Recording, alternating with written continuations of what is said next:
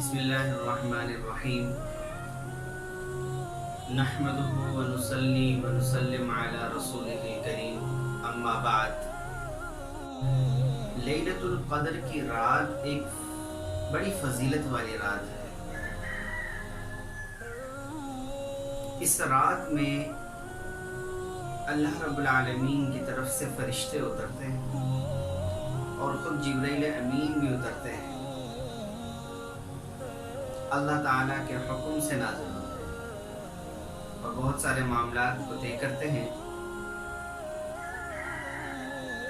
تو یہ رات دراصل پہلے میرے نبی علیہ السلام کو تعین کے ساتھ دکھلا دی گئی تھی، بتلا دی گئی تھی، یعنی پہلے یہ رات متعین ہو کر آ رہی تھی، پہلے یہ رات بالکل واضح ہو کر اور تکرر کے ساتھ آ رہی تھی۔ اللہ کے نبی صلی اللہ تعالی علیہ وسلم خیمے سے باہر نکلے تو دیکھا کہ دو صحابہ کی آپس میں کوئی رنجش ہو گئی، آپس میں کوئی جھگڑا سا ہو گیا، اور ان جھگڑوں کی ایسی نحوست ہے کہ بہت سارے معاملات بگڑ جاتے ہیں۔ بہرحال جب آپ نے دیکھا کہ دو صحابی لڑ رہے ہیں جن کے اندر تھوڑا سا جھگڑا، تھوڑی سی رنجش ہو گئی، تو پھر یہ رات حضور علیہ السلام سے اٹھا لی گئی۔ اللہ کے نبی نے فرمایا، میں تو تمہیں لیلۃ القدر سنانے نکلا تھا، میرے اللہ تعالی نے مجھے لیلۃ القدر کی رات بتلا دی تھی کہ یہ رات ہوا کرے گی، لیکن آپ تم لوگوں کے آپس کے جھگڑے کی وجہ سے، تم لوگوں کے آپس کی رنجش کی وجہ سے وہ رات اٹھا لی گئی۔ اب تم اس رات کو اخیر عشرے کی تاک راتوں میں تلاش کرنا، 21 میں، 23 میں، 25 میں، 27 میں، 29 میں، تو تاک راتوں میں تلاش کرنا۔ اللہ تعالیٰ فرماتا ہے، اِنَّا أَنزَلْنَاهُ فِي لَيْلَةِ الْقَدْرِ، ہم نے قرآن مجید کو لیلۃ القدر میں اتارا۔ اور لیلۃ القدر کی رات کی فضیلت کیا ہے؟ تو اللہ تعالیٰ فرماتا ہے، لیلۃ القدر خیر من الف شہر، کہ لیلۃ القدر کی رات یہ 1000 مہینوں سے بہتر ہے، 1000 مہینوں سے افضل ہے۔ 1000 مہینے، 1000 مہینوں سے بہتر یہ رات ہے۔ مطلب یہ کہ جس شخص نے اس رات کے اندر صرف یہ ایک رات پالی اور اس میں عبادت کر لی، تو گویا کہ 1000 مہینوں کی عبادت سے زیادہ اس کا اجر لکھا جائے گا۔ 1000 مہینے تقریباً 80 یا 83 برس کی جو عبادت ہے اس سے کہیں زیادہ بہتر ہے، 80 یا 82۔ دیکھیں ہم لوگوں کی زندگیاں، امت محمدیہ کی زندگی 60 اور 70 کے درمیان ہے، اکثر کی زندگی 60 اور 70 کے درمیان ہے، کھینچ کھینچ کے کوئی 100 سال کو جا کے پہنچتا ہے، کھینچ کھینچ کے 60 70 80، کھینچ کھینچ کے کوئی 90 100 کو جا کے پہنچتا ہے۔ لیکن اس 60 70 80 سالہ زندگی میں ایسا تو نہیں نا کہ پوری 80 سالہ زندگی میں وہ اس نے عبادت کی ہو، اس میں بچپن ہے، جوانی ہے، شادی ہے، بیاہ ہے، بڑھاپا ہے، اور بہت ساری صورتیں ہیں۔ کبھی تو بندے کی موت جلدی اللہ تعالیٰ لکھ دیتا ہے تو جلدی آ جاتی ہے، اور کبھی موت لیٹ ہو جاتی ہے تو اللہ تعالیٰ اس کی موت کو مؤخر کر دیتا ہے، تو وہ زندگی اس کی بڑھ جاتی ہے، تو کھینچ کھینچ کے 90 100 سال۔ تو دیکھیں نا، اس پوری زندگی کے اندر بچپن بھی ہے، جوانی بھی ہے، بیوی بچے ہیں، کھانا پینا ہے، کام ہے، معاشرتی زندگی ہے، اور پھر آگے چلیں تو بڑھاپا بھی ہے۔ تو اس پوری زندگی میں تو عبادت ممکن ہی نہیں کہ ساری زندگی اس نے 80 سال عبادت کی ہو۔ لیکن اس ایک رات کی ایسی فضیلت ہے، اس ایک رات کی یعنی لیلۃ القدر اگر کسی شخص نے حاصل کر لی اور اس میں اس نے عبادت کر لی تو 80 سالہ یا 23 سالہ زندگی کی عبادت سے بہتر اور افضل ہے۔ کون کرے گا 80 سال؟ تو اللہ تعالیٰ انعام دے رہا ہے اپنی اس جو میرے جیسے گناہگار بندے ہیں، اس گناہگار بندے کو، ہم گناہگار بندوں کو اللہ تعالیٰ انعام دے رہا ہے کہ اس ایک رات کے اندر تم عبادت کر لو، تمہاری زندگی کے سارے خاتے میں نیکیاں لکھ دی جائیں گی۔ تو میرے بھائیو، دوستو، بزرگوں، اللہ تعالیٰ فرماتا ہے کہ لیلۃ القدر خیر من الف شہر، کہ یہ رات 1000 مہینوں سے بہتر ہے، 1000 مہینوں سے۔ تو لیلۃ القدر چونکہ آخری عشرے میں ہے، اللہ کے نبی نے بھی فرمایا کہ اس کو اخیر عشرے میں تلاش کرو، آخری عشرے میں اس کو تلاش کرو، اور آخری عشرے کی طاق راتوں کے اندر 21، 23، 25، اسی طرح 27، 29 ان میں تلاش کرو کہ ان میں سے کوئی ایک رات تو شب قدر کی ضرور ہے، ان میں سے کوئی ایک رات شب قدر کی متعین ہے۔ تو اسی اخیر عشرے کے اندر اعتکاف بھی ہے۔ میرا نبی صلی اللہ تعالیٰ علیہ وسلم نے ساری زندگی اعتکاف فرمایا ہے۔ اللہ کے نبی صلی اللہ تعالیٰ علیہ وسلم نے غالباً 9 رمضان پائے ہیں، اللہ کبھی بھی شمار فرمائے۔ تو ان 9 رمضانوں کے اندر اللہ کے نبی نے اعتکاف فرمایا ہے، اعتکاف فرمایا ہے۔ فتح مکہ کے وقت اعتکاف چھوٹا تھا، لیکن اللہ کے نبی نے مستقل جتنے بھی رمضان پائے بہرحال ان میں اعتکاف فرمایا ہے۔ اعتکاف کی کتنی بڑی فضیلت ہے۔ تو میرے نبی نے اعتکاف فرمایا ہے اپنی زندگی میں جتنے رمضان پائے، اور اس اخیر عشرے میں ہی اعتکاف ہے، اور اس اخیر عشرے میں ہی قرآن مجید کی تکمیل ہوئی۔ قرآن مجید شب قدر کی رات میں نازل ہوا، اور شب قدر کی رات اخیر عشرے میں ہے، ٹھیک ہے۔ اعتکاف بھی اخیر عشرے میں اللہ کے نبی نے فرمایا، اور قرآن مجید کے جو نزول ہے وہ بھی شب قدر کی رات میں ہے، اور شب قدر کی رات اخیر عشرے میں ہے۔ تو قرآن کو اعتکاف کے ساتھ ایک گہرا سا تعلق ہو گیا۔ قرآن کو اعتکاف کے ساتھ آپ سمجھنے کی کوشش کیجئے، قرآن کو اعتکاف کے ساتھ ایک گہرا سا تعلق ہو گیا۔ مطلب یہ ہے کہ جو شخص اعتکاف فرمائے، کوئی بھی ہے، کوئی بھی میرے بھائی ہیں جو مجھے دیکھ رہے ہیں، میں ان سے بھی کہہ رہا ہوں کہ جو بھی اعتکاف فرمائے تو اسے اس اعتکاف کے اندر سب سے جو بہترین عبادت ہے وہ قرآن مجید کی تلاوت ہے۔ قرآن مجید کی تلاوت گویا کہ اعتکاف کا اور قرآن کی تلاوت کا چولی دامن کا ساتھ ہے۔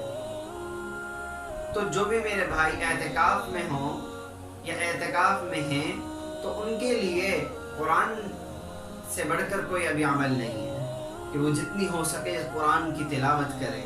قرآن کا ایک نور ہے، جب قرآن مسلسل پڑھتا ہے تو ایک نور اترتا ہے، کیونکہ میرے اللہ کا کلام ہے، ٹھیک، تو میرے اللہ کا کلام ہے۔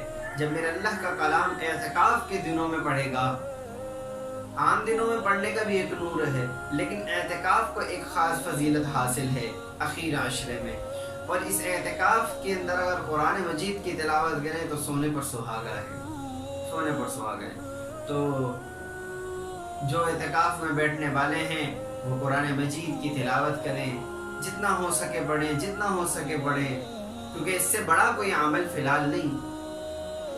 جتنا ہو سکے اعتکاف کے اندر قرآن پڑھیں۔ تو یہ اعتکاف کی برکت، اور پھر قرآن مجید کی برکت، اور پھر لیلۃ القدر کی برکت، تینوں ایک ساتھ تحفتاً اس امت کے لیے جمع ہو گئے، اس امت کے لیے جمع ہو گئے۔ اللہ تعالیٰ نے اس رمضان میں، بلکہ رمضان میں اللہ تعالیٰ اپنی بخشش کے دریاؤں کو بہا دیتا ہے، اپنی مغفرت کے دریاؤں کو بہا دیتا ہے۔ اب یہ اخیر عشرہ ہے، جہنم سے خلاصی کا عشرہ ہے۔ اس میں اللہ تعالیٰ ہر ایک کو خلاصی عطا فرماتے ہیں، روزہ رکھنے والے مرد کو بھی، روزہ رکھنے والی عورت کو بھی آخری اس کے اندر خلاصی عطا فرماتے ہیں۔ اس اخیر عشرے میں اللہ تعالیٰ خلاصی دیتے ہیں اور اپنے بندوں کو، اور پھر سحر کے اندر، افطار کے اندر اللہ تعالیٰ اپنے بندوں کو بخش رہے۔ کتنے بندوں کو، تعداد فی الحال میرے ذہن میں نہیں، کتنے بندوں کو اللہ تعالیٰ جہنم سے نکال کر جنت میں داخل کر رہا ہے۔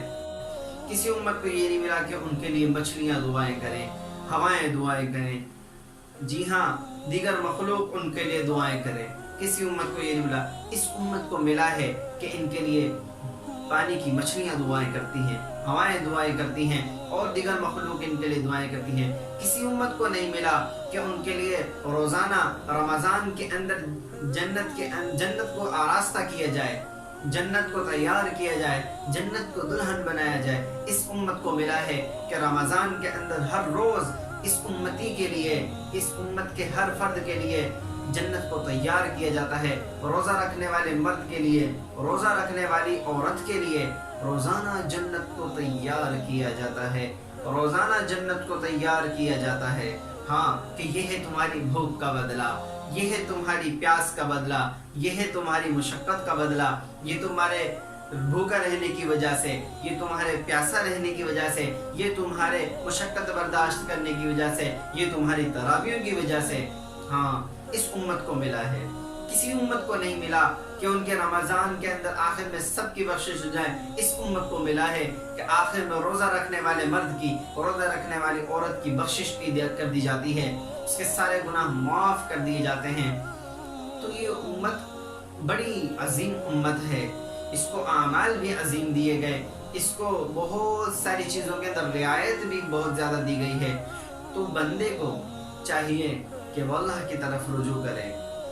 اعتکاف کا مطلب ہے اعتکاف کا مطلب صرف لیلۃ القدر کو حاصل کرنا نہیں، اعتکاف کا مطلب ہے اللہ تعالیٰ کے در پہ پڑ جانا، اللہ تعالیٰ کے در پہ پڑ جانا کہ بس اب میں نے یہ زندگی کے جو 10 دن رمضان میں نکالے ہیں، میں آپ کو راضی کر کے چھوڑوں گا، میں آپ کو راضی کر کے چھوڑوں گا، میں کوئی گناہ نہیں کروں گا، میری توبہ، اور میں آئندہ کے بعد کوئی خطا نہیں کروں گا، کوئی تیری ناراضگی کا کوئی کام نہیں کروں گا۔ تو یہ رمضان کے اندر اخیر عشرے میں جو اعتکاف ہے وہ صرف لیلۃ القدر کی تلاش میں نہیں، لیلۃ القدر کی تلاش بھی اور اللہ تعالیٰ سے تعلق بنانا بھی ہے، کہ تعلق بن جائے اپنے رب سے۔ اور یہ 10 دن اپنے رب سے تعلق بنانے کے لیے کافی ہیں اگر کوئی بندہ صحیح معنوں میں اعتکاف کو مد نظر رکھے اور صحیح معنوں میں اعتکاف کو استعمال کرے۔ تو میرے بھائی کے دوستوں بزرگوں، جتنے بھی میرے ساتھی مجھے سن رہے ہیں، جتنے بھی میرے ساتھی مجھے دیکھ رہے ہیں، تو ہم لوگ رمضان کی فضیلت کو سمجھیں، ہم لوگ رمضان کی فضیلت کو سمجھیں، ہم لوگ لیلۃ القدر کی فضیلت کو سمجھیں، ہم لوگ اعتکاف کی فضیلت کو سمجھیں، ہم جانیں کہ ہمارا اللہ ہم سے کیا چاہ رہا ہے، ہم اس بات کی کوشش کریں کہ جو رب ہم سے چاہ رہا ہے وہ ہم بن جائیں، وہ ہم ہو جائیں، اللہ تعالیٰ جو ہم سے چاہ رہا ہے ہم وہ بن جائیں۔ تو میرے بھائی دوستو بزرگوں، رمضان ایک عظیم نعمت ہے، رمضان کا آخری عشرہ چل رہا ہے، آپ دیکھیں ابھی 24 روزے ہو گئے ہیں، آگے کئی 6 روزے 5 روزے بچے ہیں، اور کسی کی زندگی کا کیا بھروسہ۔ میں یہاں بیٹھا ہوں، مجھے نہیں پتا کہ میرا رمضان پورا ہو سکے گا یا نہیں، مجھے آخر تک یہ رمضان نصیب ہوگا یا نہیں، کسی کی زندگی کا پتہ نہیں۔ اور یہ آخر گھڑیاں ہیں، یہ اعمال کو سمیٹنے کی گھڑیاں ہیں۔ جس نے اپنا پہلا عشرہ ضائع کیا، جس شخص نے اپنا دوسرا عشرہ ضائع کیا، تو اس کے ہاتھ میں یہ تیسرا عشرہ موجود ہے، اس کے ہاتھ میں یہ تیسرا عشرہ موجود ہے، اس کے پاس بڑا عظیم موقع موجود ہے۔ اس اخیر عشرے کے اندر ہی کچھ کر لے، اس اخیر عشرے کے اندر ہی کچھ حاصل کر لے، اس اخیر عشرے کے اندر ہی اپنے رب کو راضی کرنے والے کچھ اعمال کر لے، کہ یہ اخیر عشرہ جس کو اب ملا ہے وہ اس کی قدر کر لے۔ جنہوں نے پہلا عشرہ ضائع کر دیا وہ توبہ کرتے ہوئے اس اخیر عشرے کی قدر کر لیں۔ जिन्होंने दूसरा भी अशरा ज़ाया कर दिया वो तौबा करते हुए फिर अल्लाह से रुजू कर लें कि आखिर अशरा की अभी कुछ दिन मौजूद हैं, तो ये जाने वाला रमज़ान चला जाएगा। मेहमान तो आता ही इसलिए कि उसे कभी ना कभी जाना होता है, लेकिन मेहमान ऐसा जाए कि आपको भी खुश करके जाए और आप भी मेहमान को ऐसे रुखसत करें कि आपका दिल भी गार्डन, आपका दिल भी ठंडा हो कि हाँ मेरे से रमज़ान इस हाल में जा रहा है कि मेरा मेहमान इस हाल में जा रहा है कि मैंने उसकी कदर की है, मैंने उसकी कदर की है। तो रमज़ान तो चला जाएगा, लेकिन ये जो बख्शिश का एक मौका है ना, ये भी हाथ से चला जाएगा। तो अपनी बख्शिश को खुदारा हाथ से न जाने दे, अपनी बख्शिश को खुदारा हाथ से न जाने दे। अभी माशाल्लाह 3 रातें मौजूद हैं, 25वीं रात मौजूद है, 27वीं रात मौजूद है, 29वीं रात मौजूद है। तो कोशिश कर लें कि इन रातों के अंदर इबादत कर लें। इन रातों के अंदर शायद हो सकता है 2 रातें गुजर गए, हो सकता है इन 3 रातों के अंदर शब कदर हो सकता है जो आने वाली 3 रातें हैं इनमें शब कदर हो। चलो अगर शब कदर आपको इनमें ना भी मिली, इंशाअल्लाह मिलेगी, लेकिन अगर इनमें ना भी हो, पीछे गुजर गई हो, तो फिर भी रमज़ान के अंदर अखीर अशरे में इबादत कर लें तो सवाब तो आपको फिर भी मिलना है। तो मेरे भाइयों, सिर्फ इबादत नहीं, अपने रब को राज़ी करना है। इस अखीर अशरे को ऐसे खाली ना जाने दें, अपने रब को राज़ी कर लें, दर पे बढ़ जाएं कि अल्लाह मेरी तौबा, मैंने अपनी इस रमज़ान को जैसा भी गुजारा, शुरू में जैसा गुजारा, दरमियान में जैसा गुजारा, पहला अशरा जैसा गुजारा, दूसरा अशरा जैसा गुजारा, गफलत में गया, या अल्लाह मैं आखिरी अशरे के अंदर आपसे तौबा करता हूँ, मैंने ये जो घड़ियाँ पाई हैं रमज़ान की, आप इसकी बरकत से मुझे माफ़ कर दें। दर पे बढ़ जाएं, अपने रब के दर पे बढ़ जाएं। ऐसा ना हो कि फिर बख्शिश हाथ से चली जाए, ऐसा ना हो ये जहन्नम से खुलासी हाथ से चली जाए। मैं फिर कह रहा हूँ, माफ़ी मांग लें, माफ़ी मांग लें, या आखिर अशरा से इस्तेमाल कर लें, इसे इस्तेमाल कर लें। तो मेरे भाइयों, दोस्तों, बुजुर्गों, रमज़ान का आखिरी अशरा है, जा रहा है, ये रमज़ान रुखसत हो रहा है, फिर साल के बाद इसने आना है। किसे नसीब हो कोई नहीं जानता, किसे मिले कोई नहीं जानता, कौन मर जाए कौन जिंदा रहे कोई नहीं जानता। खुदारा अब तो रमज़ान की कदर कर लें। अल्लाह ताला हम सबको इन बातों पर अमल की तौफीक नसीब फरमाए। अस्सलामु अलैकुम।